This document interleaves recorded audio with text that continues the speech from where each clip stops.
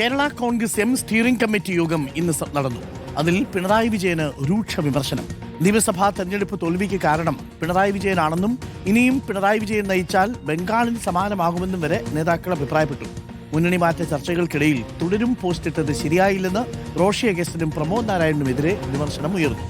പരാജയത്തിന്റെ കാരണങ്ങൾ എന്തെന്ന് താഴെത്തട്ടിൽ നിന്ന് പരിശോധിക്കണമെന്ന് ജോസ് കെ മാണി ആവശ്യപ്പെട്ടു. മുന്നണി മാറ്റത്തിനെ പറ്റി ചർച്ച ഞാനിവിടെ പറഞ്ഞല്ലോ, അങ്ങനെ ഒരു അധ്യായം ഞങ്ങൾ തുറന്നില്ലല്ലോ. മുന്നണി എപ്പോഴും മാറിക്കൊണ്ടിരിക്കാൻ പറ്റുമോ? ഒരു മുന്നണി മാറിയാൽ ചിലപ്പോൾ അത് ബെറ്ററായിരിക്കാം. പക്ഷേ അങ്ങനെ മുന്നണി മാറാൻ കേരള കോൺഗ്രസിന് അങ്ങനെ മുന്നണി മാറിക്കൊണ്ടിരിക്കാൻ പറ്റുമോ? പറ്റില്ലല്ലോ.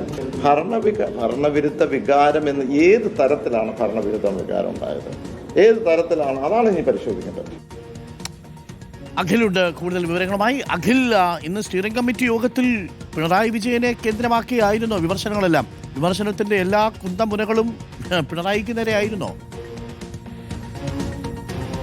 വിമർശനങ്ങൾ സംഭവബഹുലമായിരുന്നു ഇന്നത്തെ Kerala Congress M steering committee യോഗം എന്ന് പറയുന്നത്. പല പ്രധാനപ്പെട്ട നേതാക്കൾക്കും വിമർശനം നേരിടേണ്ടി വന്നതാണ്. CPM-നും LDF-നും മുഖ്യമന്ത്രിക്കും MV ഗോവിന്ദനും പാർട്ടിക്കുള്ളിലേക്ക് എത്തുമ്പോൾ റോഷി അഗസ്റ്റിനും പ്രമോദ് നാരായണനും കടുത്ത വിമർശനമാണ് ഇന്നത്തെ സ്റ്റിയറിംഗ് കമ്മിറ്റി യോഗത്തിൽ നേരിടേണ്ടി വന്നതെന്നാണ്. പ്രമോദ് നാരായണനും റോഷി അഗസ്റ്റിനും ഒക്കെ പ്രവർത്തികൾ, അതായത് LDF-ൽ തുടരുമെന്ന ചർച്ചകൾ, UDF-ലേക്ക് പോകുന്ന ചർച്ചകൾക്കിടയിൽ LDF-ൽ തുടരുമെന്ന ഫേസ്ബുക്ക് പോസ്റ്റ് ഇട്ടത് പാർട്ടി വിരുദ്ധ പ്രവൃത്തിയായി കണക്കാക്കണമെന്ന കടുത്ത വിമർശനമാണ് ഇന്നത്തെ സ്റ്റിയറിംഗ് കമ്മിറ്റി യോഗം മുന്നോട്ട് വയ്ക്കുകയും ചെയ്തത്. മുഖ്യമന്ത്രി പിണറായി വിജയനെതിരെ ഉണ്ടായത് തോൽവിക്ക് കാരണം മുഖ്യമന്ത്രിയാണ്, അത് കേരളത്തിലുണ്ടായ കനത്ത തോൽവിക്ക് കാരണം മുഖ്യമന്ത്രിയാണ് എന്ന തരത്തിലേക്ക് പോലും സ്റ്റിയറിംഗ് കമ്മിറ്റി യോഗത്തിൽ അംഗങ്ങൾ പറഞ്ഞു എന്നുള്ളതാണ്. മുഖ്യമന്ത്രി വിരുദ്ധതയാണ് തിരിച്ചടിയായത്, സർക്കാർ വിരുദ്ധതയല്ല. നല്ല നേട്ടങ്ങൾ ഉണ്ടായാൽ പോരാ, ജനങ്ങളിലേക്ക് എത്തിക്കാൻ കൂടി നല്ല ഭരണകർത്താർക്ക് കഴിയണം. അതിൽ വീഴ്ച സംഭവിച്ചു എന്നുള്ള വിമർശനം ഉന്നയിച്ചു. CPM-ന്റെ വോട്ടുകൾ കൃത്യമായി ക്രോസ് വോട്ട് ചെയ്യപ്പെട്ടു. ഒപ്പം തന്നെ താഴേക്കടയിലെ ജനങ്ങളുടെ മനസ്സിലാക്കാൻ LDF-ലെ നേതാക്കൾക്ക് കഴിഞ്ഞില്ല എന്ന വിമർശനം ഉണ്ടായി.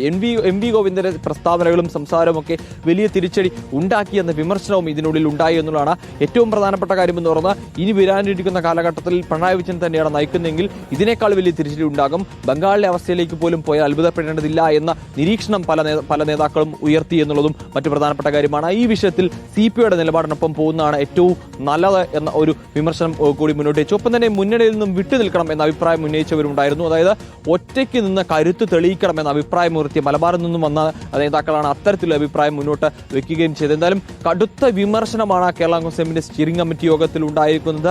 LDF-ലെ തോൽവിക്ക് കാരണം അത് CPM-ആണ്, മുഖ്യമന്ത്രിയാണെന്ന് പൂർണ്ണമായും പഴി ചാർന്ന തരത്തിലേക്ക് സ്റ്റിയറിംഗ് കമ്മിറ്റി യോഗങ്ങൾ പോയി.